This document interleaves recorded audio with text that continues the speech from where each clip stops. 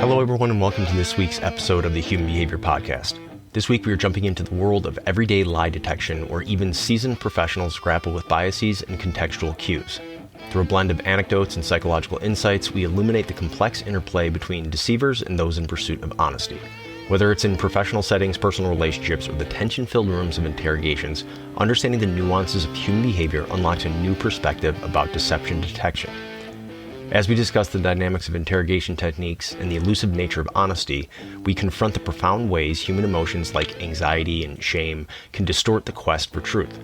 With a nod to historical methods of lie detection and the compelling truths unearthed in our digital footprints, the episode transcends the simplicity of gotcha moments and instead invites you to join us in a playful challenge to apply these insights into deception in your daily life. After all, the more we grasp the subtleties of deception, the more adept we become at discerning the truth that lies beneath. Thank you so much for tuning in. We hope you enjoyed the episode, and please check out our Patreon channel where we have a lot more content, as well as subscriber-only episodes of the show. If you enjoyed the podcast, I would kindly ask that you leave us a review, and more importantly, please share it with a friend. Thank you for your time, and don't forget that training changes behavior.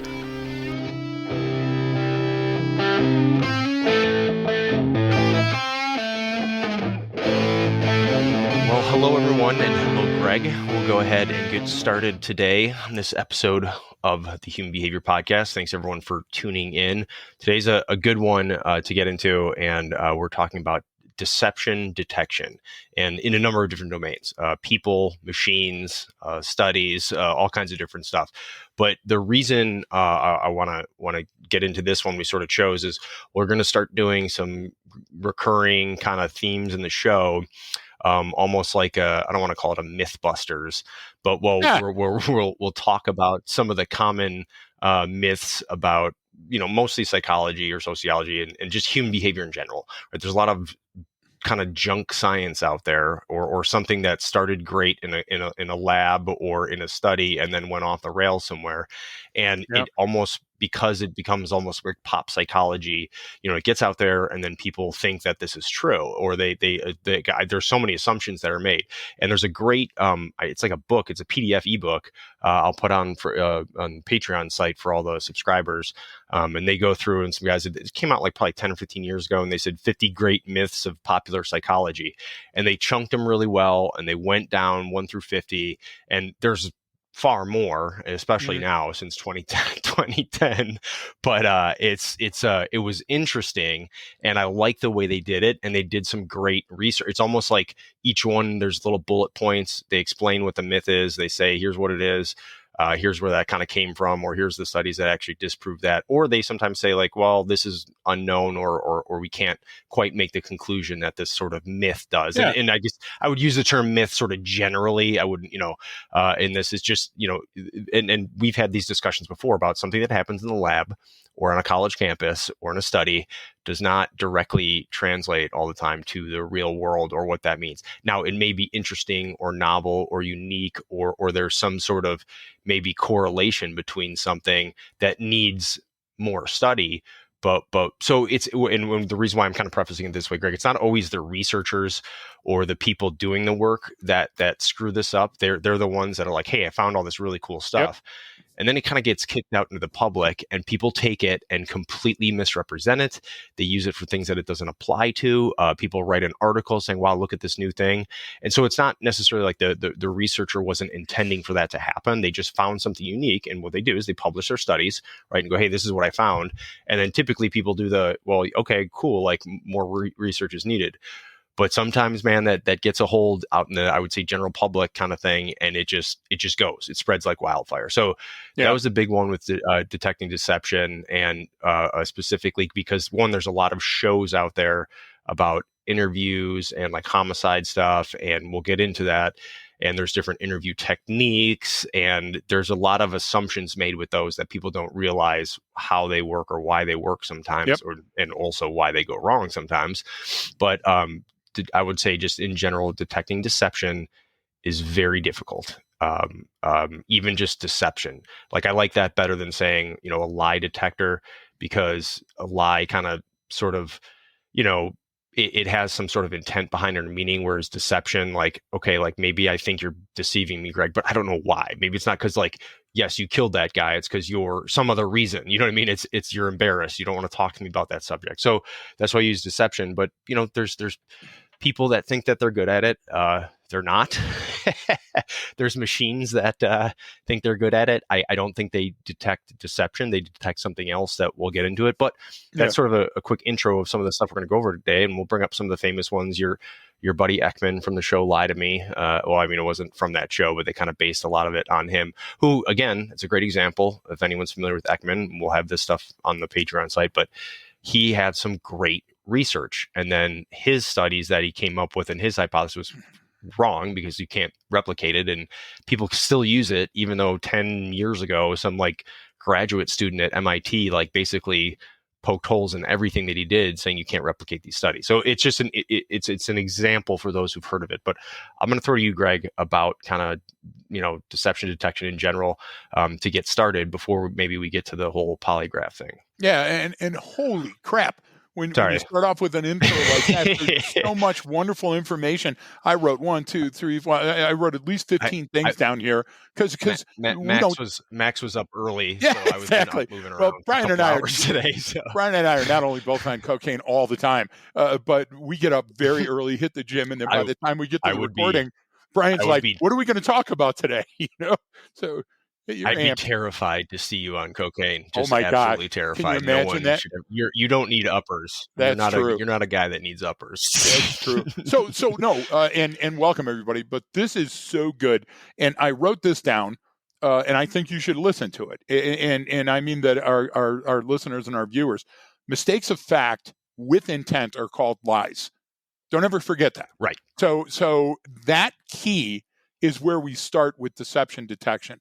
And I'll give you a random, because I love film, Forbidden Planet, the 1950s, maybe 1954, came out. Leslie Nielsen, Walter Pidgeon, incredible film.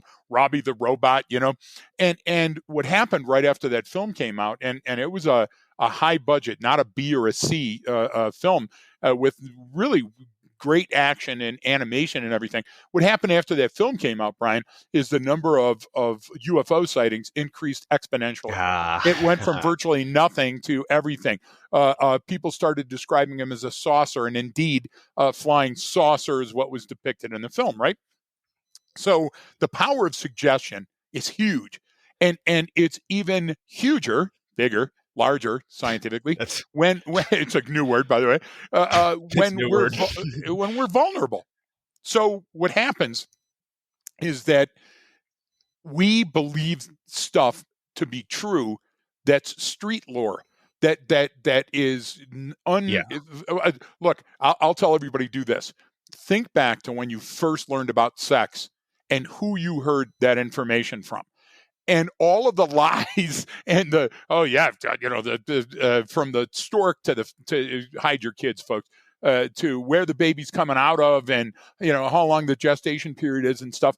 Those things are called street lore. Those things are, and I love myth, but myth comes from mythology. Go look it up. And what happens is there's things that are hard for us to explain, so we go to an alternative method of explaining them. And the alternative method is generally accepted in a small group, and we call them now like rumors or gossip. But if they persist, Brian, then what happens is that a person goes, well, what Jim said, well, Jim's a credible source, so we've got to believe that. And you know what? Yesterday when the sun came up, there was vapor on the whatever. And so now we start finding clues that and we all know that the confirmation bias, and then how we're seeking out information to substantiate that. And another one that we can talk about down the line, everybody knows lunacy. We know where that comes from, the full moon. Those type of things, Brian, when people unintentionally do them, it's street lore. When a person does that with intent to deceive you in some manner or to gain an advantage on you in some manner, then it's a lie. And what happens is we watch way too much television on the same shit. Like, how many more exposés do we have to have on Loch Ness, right? I mean, we've run it to ground. But with a homicide, that one homicide will spawn 9 different shows. The cheerleader murders, Yeah. the Midwest cheerleader murders, who'da thunk the boyfriend done it, in all of these things, because we love gore porn, we love homicides. Why? Because we all know that that's the thing we can't escape. We can't escape death. And when we see somebody that is in a situation where they were led away from life in some suspicious manner, then man, we start. And those shows are an hour long, Brian. They could be 3 minutes long. They could be 3 minutes long. So what do? They go, the janitor that lived down the lane. Then they go, at the airport, we found a car. Holy shit. The other thing is, and it just to kind of caveat what you're saying with the different shows that come out, because they make a show on it, it's typically because it's remarkable, it's unique, it's a different case than what's normally happens. That's why you're hearing about it. That's why it has a 3 episode or part series or something like that on Netflix. It's because it's such a unique or different case that it's worthy to comment on. The other 99% of homicides are someone gets angry and kills someone that they know. Yeah. I mean, it's like, but it's you simple. Also know that once they have identified the one that had that strange twist, that had that unique thing, what they'll do now is they'll come at it from different angles. They'll come at it from the school teacher, or from that it happened at night, or who'd have thunk that fishermen can be this violent. And so what they do is they do what the cooking show's done. And I love my cooking shows, right? But the cooking shows have jumped the shark. There's only so many ways to poach a fucking egg. And so what happens now is they've got the Buffalo grudge match, and they've got the barbecue Outback hammer homicide. We're gonna pair up someone who's never cooked before with a chef. Exactly. And we're gonna have the dogs, and then the dogs with bees in their mouths. And then, you're so spot on. Great Simpsons reference. But the problem with that is that every homicide show on television shows horse shit, wrong stuff, just like the cooking show, showing the worst stuff. Come on, we know better than that. All you got to do is open a book. All you got to do is go online. But it's interesting, and we love seeing people at their worst and vulnerable. So why do I say that the homicide shows are wrong? How many times have you seen on a homicide show where they stick a camera in somebody's face? And exactly this happens. The nightly local news does this all the time. They take a neophyte that has no idea about television or facts or anything, and they stick so what was your neighbor like? And they don't know. They don't fucking know what their neighbor was like. And what happens is they'll say, look at how this person acted in the interview room. Look at how they acted at the funeral. Brian, you and I have seen more dead people than alive people, and we've been around both homicidal maniacs and normal, clinically, people that had to use extreme methods, including homicide, to get out of a nasty situation. And you named 2 of them that were alike. You named the reactions from a group. We couldn't group them because they're all strangely different. You react differently. I react with humor. You react by getting quiet and sullen. Okay. What does that mean? Don't fucking talk to me. Don't do this. Yes. I don't want to hear about people. So obviously you're hiding something, right? Yeah. So what I do is how do you get that in the recipe all of a sudden, right? So and that's where it comes from. It's like everyone thinks that there's sort of a typical way to handle those situations, and there isn't. Now you will be so you're not going to see consistent reactions across a segment of people. There's certain things, small elements that will be universal, but the individual cues can kind of be very different. And now you will be internally consistent, like you're going to be consistent, Greg, with how you do it every time. I'm going to be consistent with how I do it every time. But to me, comparing to you, it would be 2 different things. Yeah, and so it's an important part to remember. So. No, you're spot on it. So let's go to the science, Brian. What does science say about that? Science says that we have to look for incongruent signals. Incongruence helps us detect anomalies. Now that we've hooked onto the anomaly, we measure it against a known or suspected baseline. That's simple science. What do I mean? I mean, I can't just look at a 3-second video of a person getting out of a car at a funeral or a wake and go, they did it. Look, it's clear, because we have to measure against that person's baseline at that time and in that place. That's why space-time is so amazing. That's why we talk Yeah. about the gift of time and distance. The more we know about the person, the more we know about the situation. Now we can actually say those are likely deception indicators. What do we mean by So that? that Well, if right. you're doing something completely different, you may be cheating on your spouse, or you may be molesting your kid, or you may be a shoplifter. But it's that baseline change, Brian, that we're Yes. looking for, right? And so to hit on what people have studied with this before, because there's been a lot of people who study, deception and Yep. interrogation and questioning, and there's different techniques and methods out there, and some of them they're typically very context dependent, Yes. right? Yes. Meaning, Yes. okay, and the reason why I bring this up, because you in the Patreon subscribers, you can check this out in the article, the PDF that I'll put on there. But there's a guy, Dr. Ekman, who did a lot of the studies on this, and then he Yeah. kind of came up with some of the microfacial features and different Mhm. things, and his sort of theories have been completely, just been like, yeah, this doesn't work, or you can't replicate this. This is no, this is basically unscientific, your findings. But his research was great. And what he even found was, like, one, people are horrible at detecting deception. Yes. Even people like, police officers or investigators or interrogators, like, are Yep. not any better than the average person in detecting deception out of someone. And because, for a lot of reasons, we come in with, like you said, a lot of confirmation bias, and then we conflate different things. Like, there's different Yep. interview techniques that you and I bash sometimes in our in-person courses. I don't want to get on here because they're kind of litigious, but but but Yes. Yeah. They're wrong, but they're litigious. They've got money. yeah. Yeah. So but We'll but shut the up. idea is, well, a lot of times they're meant for a specific context Yeah. and may work in that context. Yep. However, if I do that and I'm right and I use this method and I catch you, Greg, or I get you to admit fault or admit, to a homicide, and that works for me, that's my go-to now. And I will Yes. jam a square peg into a round hole. Every People time, do because you won confess the first to time. things Yes. that they didn't do. And Yes. it happens. It happens all the time.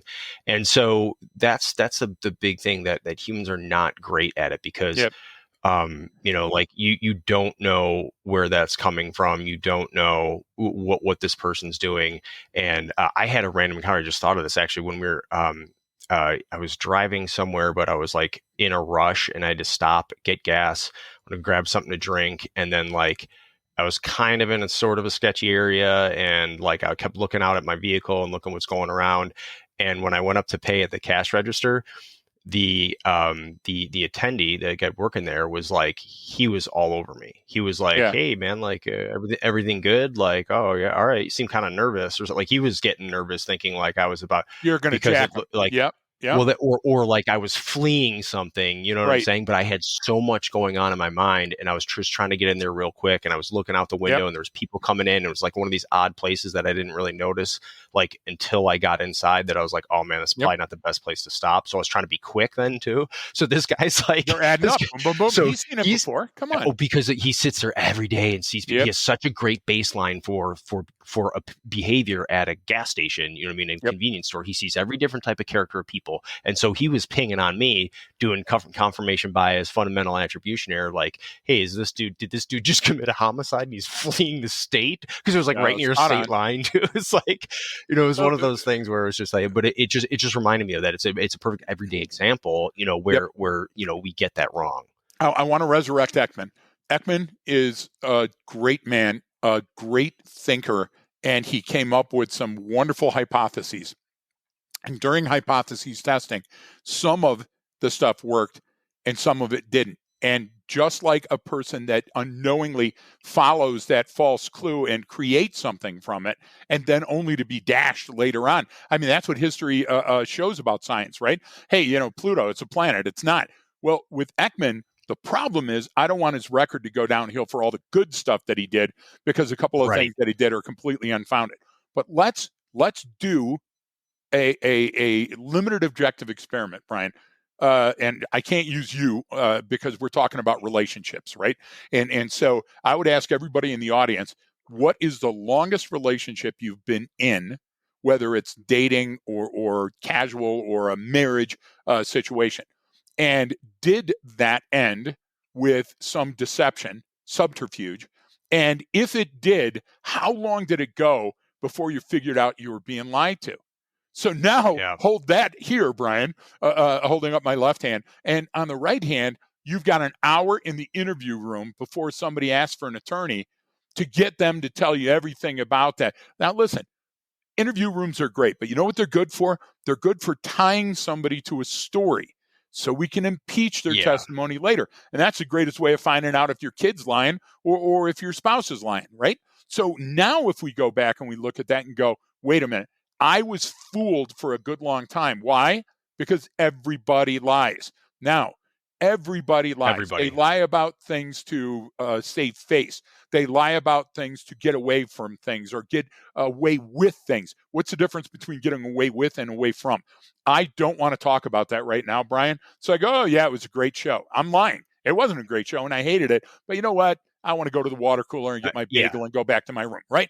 Or I want you to believe that I'm really in on that because I want to gain an advantage with you. It's totally different things, but we all do them. And we've even categorized them, Brian. We go, well, a white lie is okay, and it's okay to lie about the. The problem is that when we start going to methods of detection, it all goes back to that Salem, Massachusetts. Remember the witch? Yeah, the witch trials.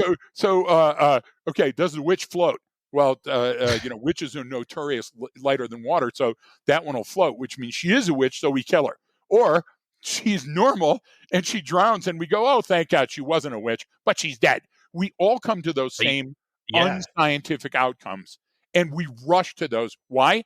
Brian, you talked about it. When that dopamine gets released, when you get that caper and that person does confess and you get the answer, can I tell you a story about repeat performance? So early on in my career, we had a situation and the parents were believing the kid, and the kid was a known liar and the kid was a known thief, and they had come into the office and they were talking to everybody. And I go, we got to get this kid to divulge that he's been lying to his parents. So I put a riot helmet on the kid and I had him sit next to the copy machine, and I already printed up a piece of paper that said he's lying. And so in front of the kid, I asked him just a couple of perfunctory questions. And I said, listen, I want you to tell the truth to each one of these. Do you understand? Yeah. And on the one that I knew that he was lying to his parents about, I pressed the copy machine and it came out, and I showed him and I go, look, you're lying.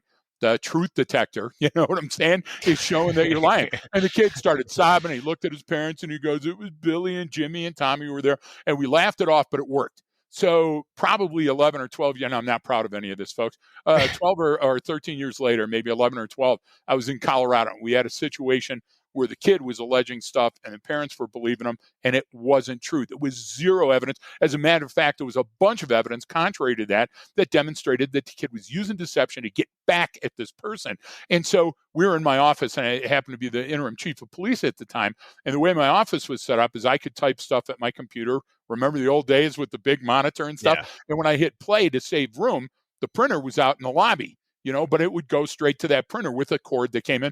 So we had the kid come in and I go, hey, we have the voice stress analyzer, it's been tested. So what you're going to do is just speak in a normal voice. I'm going to ask you these control questions. It was all a ruse, Brian. Every bit of it was a lie. And it came up, he's lying, he's lying, he's lying.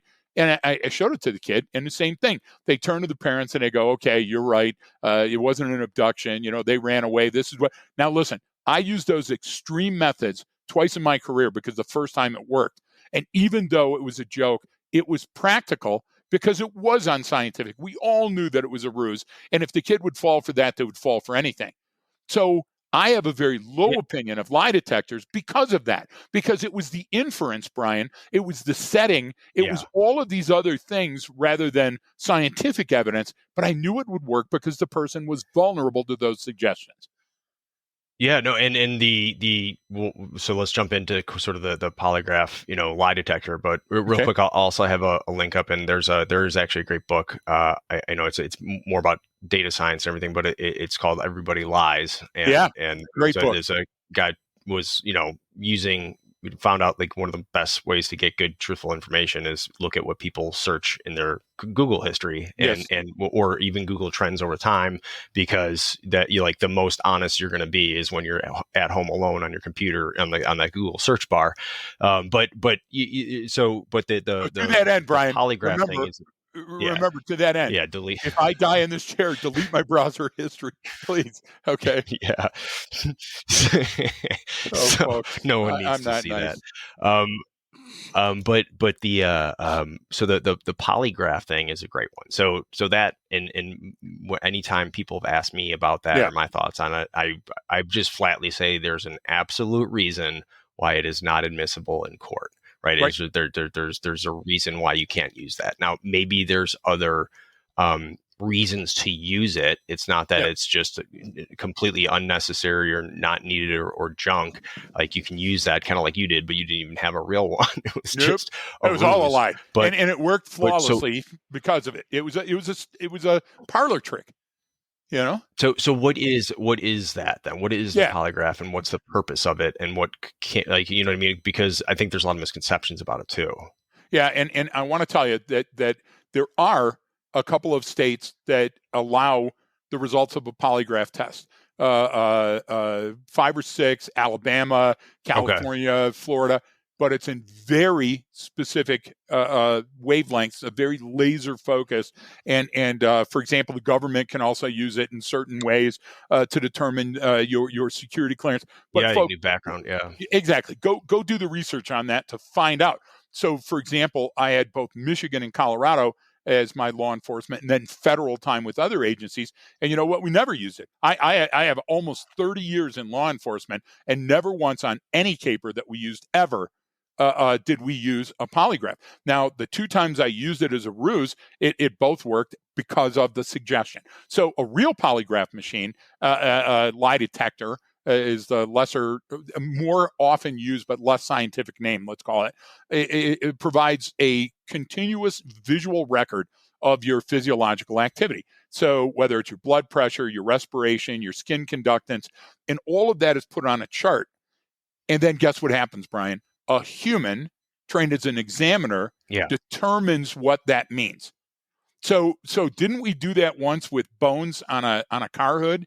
Haven't we done? And I know I'm being a dick, folks. If you're a polygraph examiner, but I've got a very low opinion of charlatans in general. And if you can show me where there's science to back it up, then I'll go with it. But there's Well, not enough that's science to be admissible in court, Brian. So I have a problem with it. And I think that's okay. That my personal opinion is that while they may offer helpful clues, why do we not believe that the lie that we think we're indicating is actually anxiety? Do you remember in 2013 or whatever, when we did that thing after Ekman with the anxiety detectors at the airports?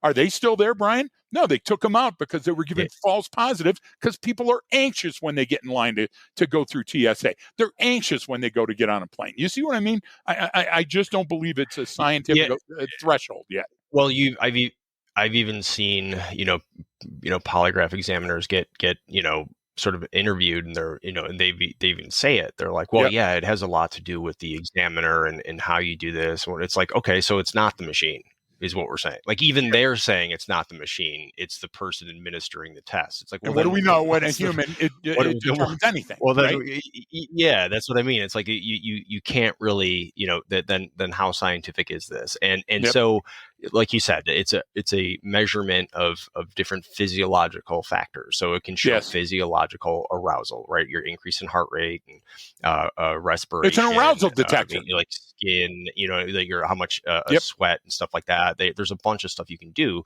but again, it comes down to why someone's being deceptive. You don't always know, or maybe they're anxious, and those things can get conflated very easily. Yep. And so, it kind of goes back to what you were talking about. Well, you want to get someone's story and what they said to see if that changes, to see Yep. or what they leak out, because a lot of times, and I'm using these shows as a reference that Yes, are on. of There's a course. million documentaries and there's all these interviews and there's different techniques that people use, and a lot of them are successful because they know going in to the interview that, all right, this is likely the suspect. There's no one else, right? We think it's them. We have all this evidence, but it's all so circumstantial.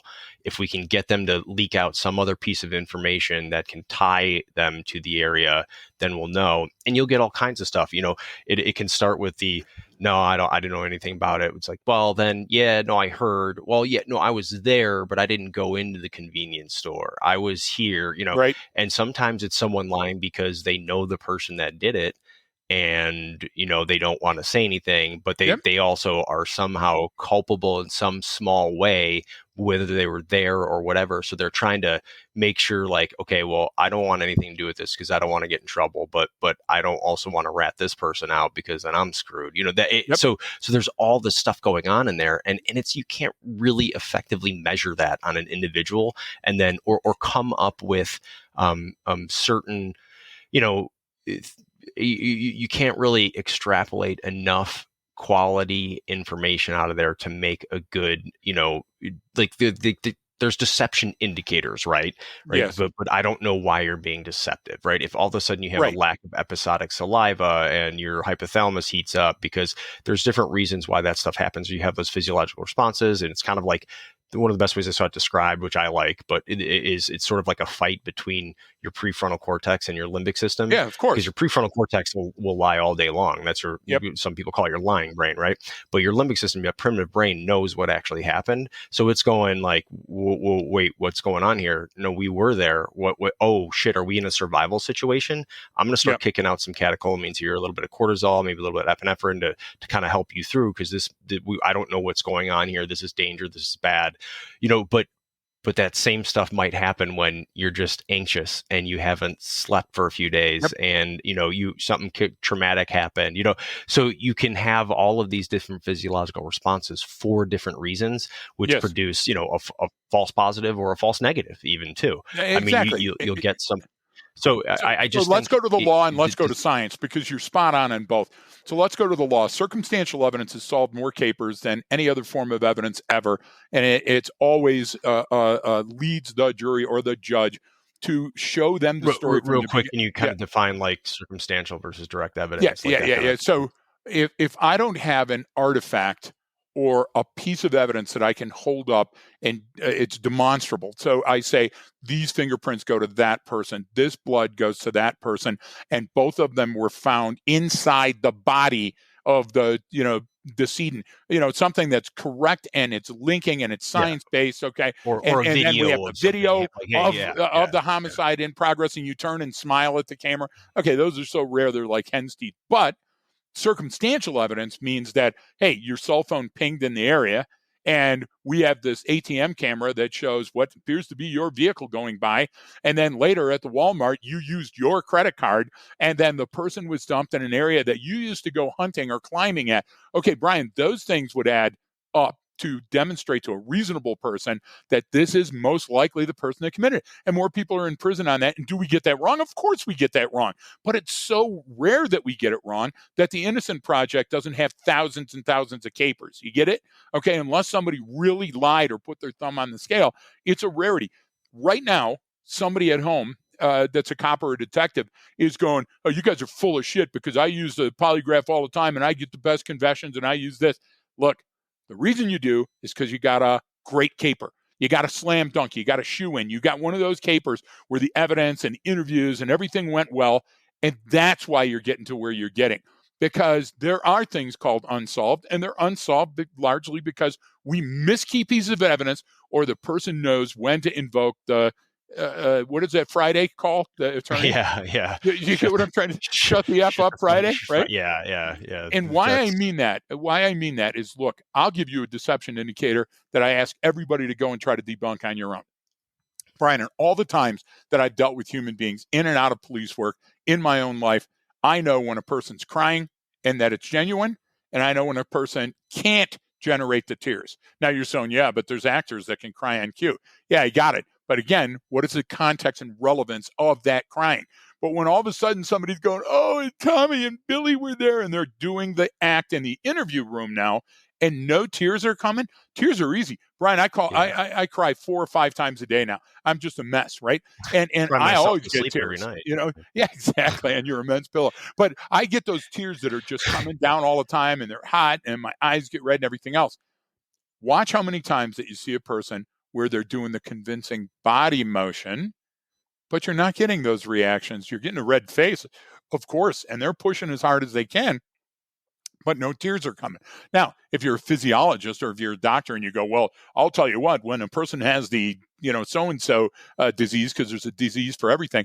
But Brian, what are the chances that that person not only had that disease, but also was involved in a homicide and was the likely prime suspect? Because we don't just go out and grab somebody that lived on the same block and throw them in that chair. That's what people mistakenly get, because if we can solve a problem in 30 minutes or an hour on TV, we start thinking, well, guess what? That's ingenious. And I'll give you one. CBS News, 1986, 60 Minutes did the expose where they hired the polygraph firms, 3 or 4 polygraph firms. And what they did is they said, hey, there was this theft and here are the people and all. And it was all contrived, Brian. And each one of them came up with a suspect and were willing to testify to the fact that that person was guilty. If you can show me that parlor trick, which I disclosed I'd used twice, many times more in my career. There were times being out on the street, going through a dark backyard in Detroit, and there were so many hedges and alleys and everything else, and I knew the suspect was close, and I go, all right, I see you. Come out with your hands up, or I swear to God, I'm going to shoot you. And I was flying my ass off. And here they come, backing out of the hedge. You get what I'm trying to say?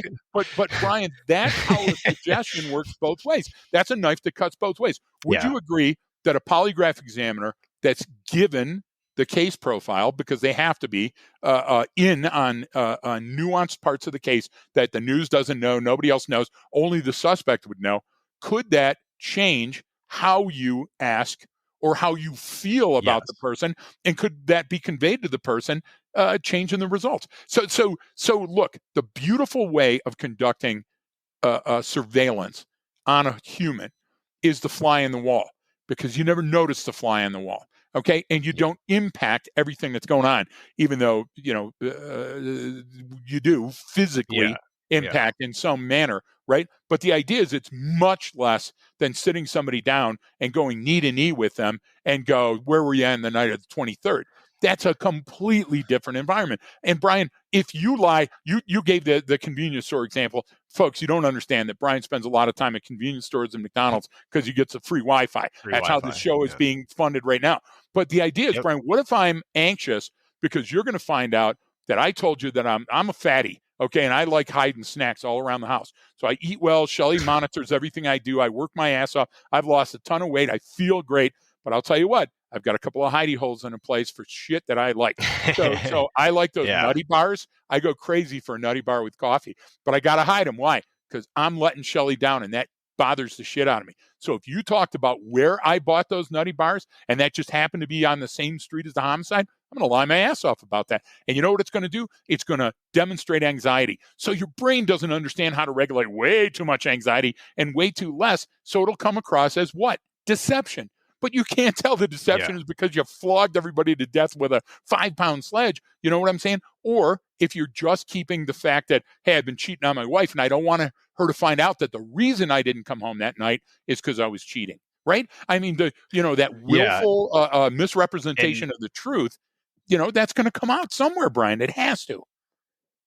Yeah, and you're kind of goes back to people being different, and this I equate the deception indicators and the polygraph kind of stuff. It's almost like when you're talking about human behavior and you get into kinesics and body language, right? Mm-hmm. It's great. There's some things you can, but if you're starting, there's some things you can understand just through someone's body language and what they're doing. But if you're starting there, you're probably setting yourself up for failure, right? That's if you have all of these other contextual and environmental cues and other pieces of information, that's where you sort of start.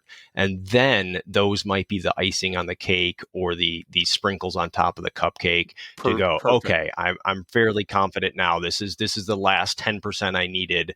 They're clearly being deceptive. You know what I'm saying? Like you're picking up on something that's happening, even if you can't quite clearly articulate it. Like, why would they? But again, you're sort of tying it back to knowns. So you're always starting with these knowns. Here's what I know, and then I can compare unknowns versus the knowns in a sense. It's like, well, I don't know about this, and Exactly. this is what they said. And then you can do that same thing like we talk about the explanatory storyline. Like, okay, if that's what happened, that story that happened, what else needs to be true for that story to be happened, for that Exactly. situation to occur, right? And then you can go back and be like, well, those factors weren't there, so it's unlikely that story is true. And Yep. again, you don't always know why, right? And I the other thing that people really get into is it goes back to, we always like to say, like, most people want their say, not their way. Yes. Humans are constantly on transmit. That's why, when they do have those suspects in there that they think like, all right, all the evidence is pointing to this person. And so a lot of times it's done just to try to get them to talk, right? And they're Yes. trying to get them to talk because it's way easier to go to, all right, we got a confession and we're good. Yep. It's a slam dunk then. Or they implicated themselves in some manner. Maybe it didn't rise to the level of a confession, Brian, but maybe through that talking, they either impeached their testimony or Yes. implicated themselves. Yes, I know that person. Yes, I was at that house, right? And now they've got something else to go on. Totally with you on this. Yep. And that's a reason why some of those things exist. And there's there's all these different studies and people trying different techniques, and for the most part the only thing is, if you're trying to get someone to talk or tell you something, is like, you have to build that rapport and you have to get them talking, you have to keep them going. And then they'll if it's in a case of a homicide or something like that, yeah, maybe they will kind of want to get that off their chest and they will want to tell someone it's weighing heavily. But you already basically know at that point, right? That's the thing, is like, those shows aren't riveting to me. It's not suspenseful because it's like, well, this guy obviously did it. Like, you're just trying to draw it out of them, and it takes time, Because it's right? And that's minute episode or whatever. Yeah. but that's even the comparison to, like, the enhanced interrogation or torture and stuff like that. It's like, it's never been shown to work. Like, if you torture someone, they're going to tell you anything what you want to hear. They're going to tell you anything to get that shit to stop. That's actually, you can go back and read about the kind of like the what the Chinese did during like the Korean War. There's some great ones on that, because they chose the long sort of psychological route with different American captors, and slowly over time got them to kind of like, even if they weren't admitting to something, they would end up writing like a story saying, yeah, I renounce the United States and its ways, and communism is better, and this, and I've realized this now. And they're doing that willingly. But that was a long process to slowly get them to get to that point. But at the same time, that person's no longer kind of who they are at that point, right? Exactly. They've basically what people call like brainwash. They've kind of manipulated them enough slowly at a time. And you can do that to get someone to tell you a piece of information, but plugging them up to a machine or saying, oh, I saw their brow furrow and they started sweating and they're lying and this is my like, it's like, look, man, like, there could be a lot going on that you don't know about. So if I'd you're like to be the relying on that, defense expert on that side. unuseful. Oh, yeah. Well, that's with all of these. I was just like, because I was watching one with McKaylee and she was asking me these different questions about it. I was like, literally, this person, all they need to do is like, hey, I'm done talking. I need a lawyer. Charge me or let me go. And I go, this is all over then. It's done. It's done. And it's it. Now, they're going to detain them. They're going to try to go to trial and put a case together, but they could stop this at any time. Exactly. So let's bolster your argument, because you're spot on again. And let's go to the law. What does the law say? Well, again, film buff. So Harrison Ford, 90s, Air Force One. Great. Get off of my plane. Not without my family.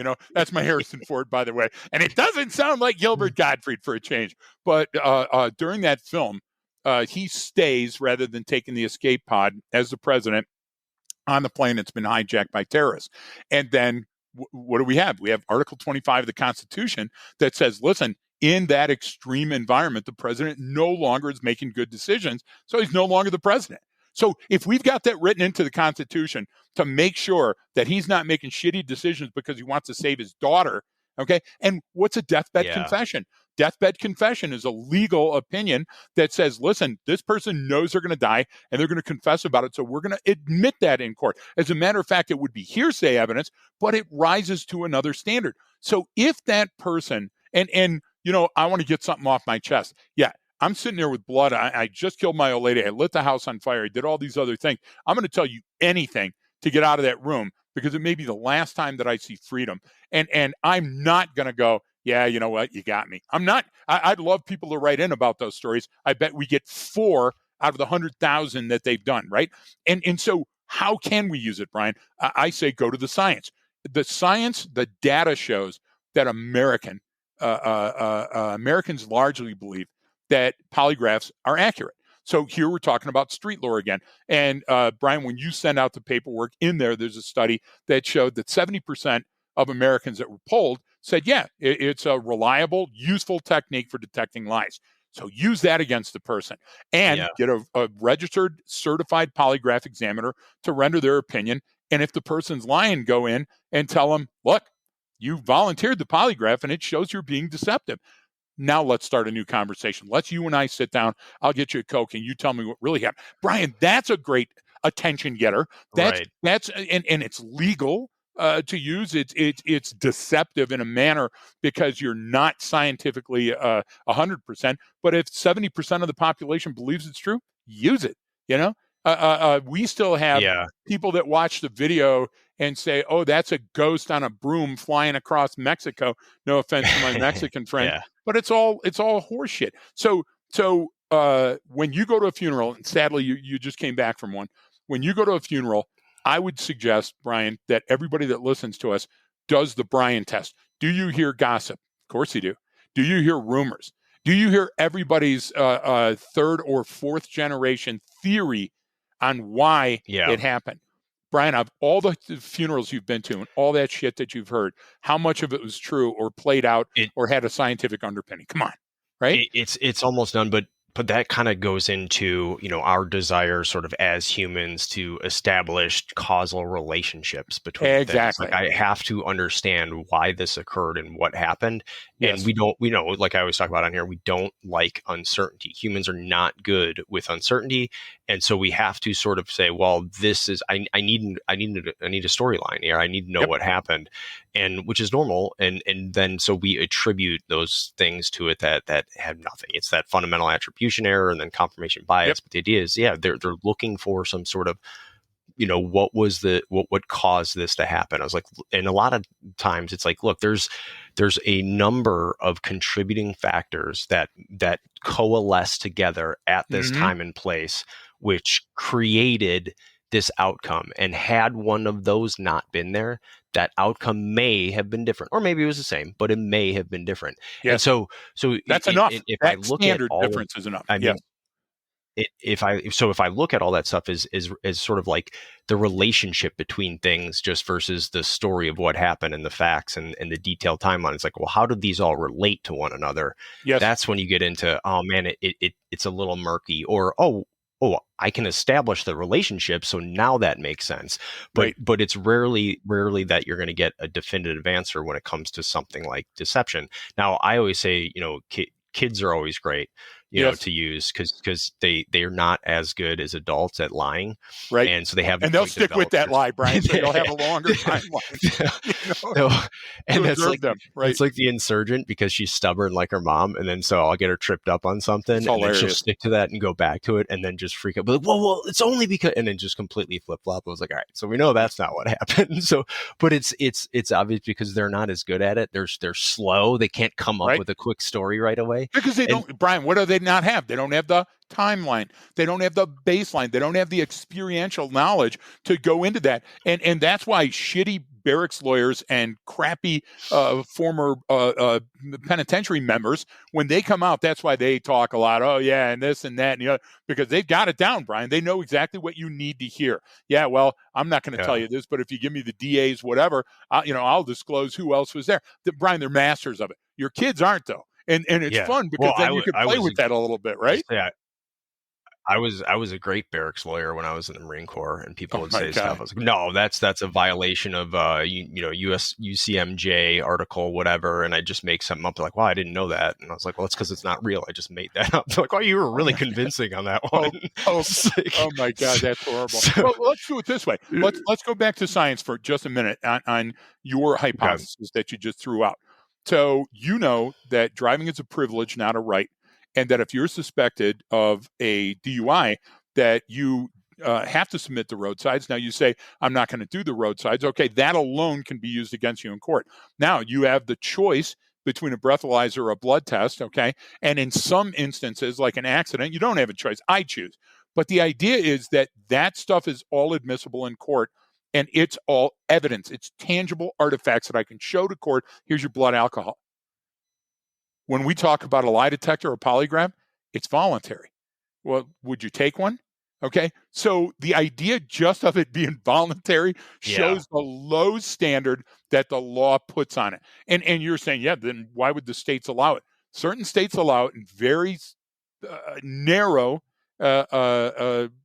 capers and in very narrow use when you testify to it. And I'll tell you, it's the first thing that a defense attorney is going to go after. Try to get the defense attorney to go after the blood test results. He has to go after the alcohol swab, and the officer wasn't trained, and it was dark that night, and the 50,000 blood tests the hospital did in the last 24 hours, some of them were messed up. You get what I'm trying to say? That I have to build that moment of doubt into the jury. With a lie detector, not so much. Okay, now, even saying that you failed the lie detector is inadmissible in most courts. You get what I'm trying to say? Yeah. So can you use it as a tool to open dialogue in some and look, you know what? There was probably a million lie detector tests administered in the United States last year. Good on you. Good for you. But what is your cost benefit analysis, and what is your success ratio?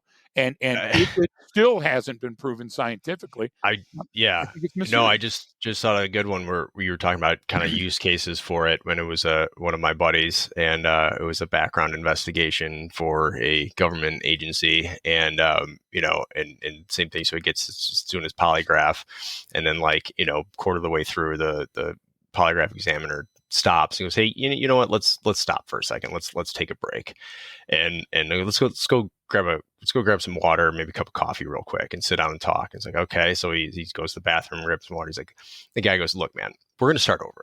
Here's the thing. I'm not here to disqualify you for this job. I'm here to make sure that you're being honest with the answers you're giving me. The answers don't matter." And so and the guy looks at him and goes, "I don't care how many times you did cocaine when you were in college. Okay, I'm here to see if you're being honest about how many times you did cocaine in college. Are you ready to begin this again?" And he was like, "Yeah, okay."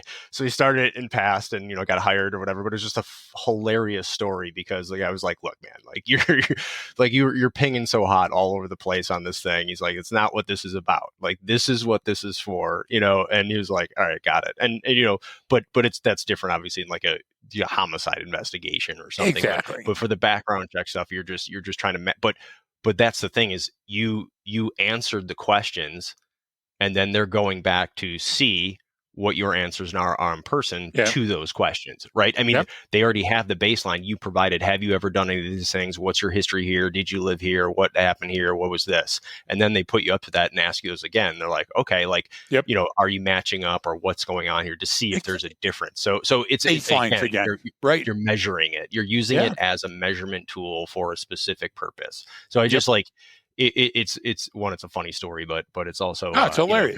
Kind of how you can use this stuff. So we'll give that to in a very controlled context that everybody in the audience will understand. So my son Nico was the master. So Nico, go brush your teeth, come down. We'll say our prayers. Time to go to bed. And so Nico would go up and dick around with his Legos, or he would build something with one of his things, and then I have to yell at him. And then finally, I had to start walking up the steps to get him to do something, right? So then it was like, "Bring me your toothbrush." And he caught on immediately that his toothbrush was dry. "You're lying. You didn't brush your teeth." And then he'd sulk back upstairs, brush his teeth. So then when I asked him, "Bring me your toothbrush," he'd bring me the wet toothbrush. It's just dripping, water dripping all the way down the stairs. I go, "Okay, now breathe." And he goes, "What?" I go, "Breathe. Let me smell your breath." And now you learned, hey, to put Nico was fighting every step of me being the dad in the situation by, if he would have just brushed his teeth, he would have got over within a minute and go get back to play. But he had to go through all of these steps to deceive me. Okay. So the great thing was it was easy because I could see the pattern of deception and I understood the why. Okay. So if you get the how, the why becomes so much more evident.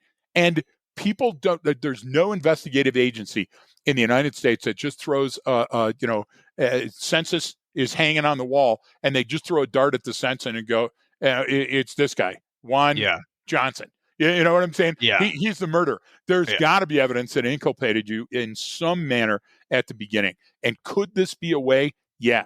But stop believing in the shite and go back to the science. How many blood tests are inconclusive? How many breath tests are inconclusive? But then how many lie detector tests are inconclusive? I just say weigh that. And Yeah. again, Brian's goal and my goal is not to poke fun at you or poke you in the eye if that's what you do for a living. But we're just saying in the greater scheme of things, that is only one small part of the entire investigative process. And we just don't spend a lot of time adding credibility to that. I give it the same amount of credibility as the insider threat testing that I have to do to keep my security clearance. Do you get what I'm trying to say? Where it's, hey, It's let's the see if you same can one every test time. out. Exactly. And there's a guy peeking around the You're curtain. right. Yeah, okay. Click, Yeah. Hey, click on the photo of the boat and see am I your lying? coworker Bill. Your coworker Bill recently bought an expensive boat. What should you do? Yes. Yeah. So No, you're exactly stupid. right. And it's been the same forever. But, it has been, but no, it's good. Yeah, that's the toothbrush one. That's the Uncle Buck one where he's Yes. watching the kids, John Candy, and he does that. I got a That's buddy down at the hilarious. crime lab, and I can send him your toothbrush, and he'll be able to tell whether or not you actually brush Yep. your teeth. The two kids are staring at each other like, Yeah, so exactly. That's the thing. I mean, we believe what we want to believe, and if yeah. it had a substantial underpinning of science, then all states would be allowing it, and So it would be somewhere in the legal standard. and here's sort of like my big takeaways on this Yeah. one is that you're going to likely feel like, okay, I think that this person is likely deceiving me in some manner. Okay, well, don't rely on some nebulous or subjective, indicator. Go on Yep. what you know about the situation and then compare it to them. I Yep. mean, that's as simple as what I tell people. Okay, write down what this person said, right? And then draw a line down the paper on the other side, write down what they actually did. And if there's some incongruence there, then you've got something. And if again, it's one of those things, it's the sprinkle on top to go, all right, Exactly now right. I It's was one 95% confident. Now I'm 99.9% confident. Yes. Whatever it is, you can't take it and start there and going, I think this is happening. Or if you do and you go, I think they're being deceptive, but now I have to find out why or what about or what the issue is. Yep. It's not just going off of that. I just think that it goes back to give me the list of indicators and things I need to look for. It's like, well, it doesn't exist. It's Yep. different for everyone. And I say throw out Brian. I say throw out the incongruent standard. For example, unless you're a surgeon that's on call for a hospital, you don't have two phones. You have two phones because you're being deceptive. If you've got a phone for the detective bureau and your personal phone, that's a different thing. Where right. everybody in that situation has that. You see? Yeah. Okay, because you can demonstrate that, hey, it was a part of the thing that I was issued. So don't get suspicious. But all of a sudden, if you're a street thug and you don't even have a job, but you got those two phones, something's wrong. Well, what's the next thing? Check your fuel. Okay, fuel costs different money, so the money doesn't help, but the gallons of fuel going back and forth to work don't change. Now, right now in Colorado, that would be different because the bridge is out, so it's 7 hours instead of the hour. Yeah, but listen, if you're just going to work and coming back, and all of a sudden your times are off, and then I look and you're getting 3 times the amount of gas, you're filling up with gas more. Yeah, you're doing a meet me, eat me. Something else, and going those somewhere else. yes. Yeah. So the idea is those are tangible, and those are what we talk about as artifacts or evidence. Artifacts, the thing I can hold up; evidence, the thing I can point to and say, "Take a look at this. This is very demonstrative that somebody's lying to you." And then you come up to them, you go, "Why are you using 3 times as much gas?" And the person goes, "Okay, well, I got to tell you, I still been visiting Dad at the hospital. That fits." Okay, I got it. Hey, I'm sorry that I asked you about that. You don't have to lie about that. I'll drive you with you next time, right? So the idea is that the difference between a mistake and a lie is intent. So if you remember that starting off the bat, there's a lot of evidence out there that you can get to without this electronic chicanery. So I'll, again, like for the Patreon folks, I'll have that PDF on there you can take a look at, and we'll jump into some more of those in different episodes. I think we'll kind of keep this as a recurring thing of some common myths, because there's a bunch out there, but I kind of want to categorize some of them and do them together. You'll see, for those listeners who subscribe to Patreon, like this is,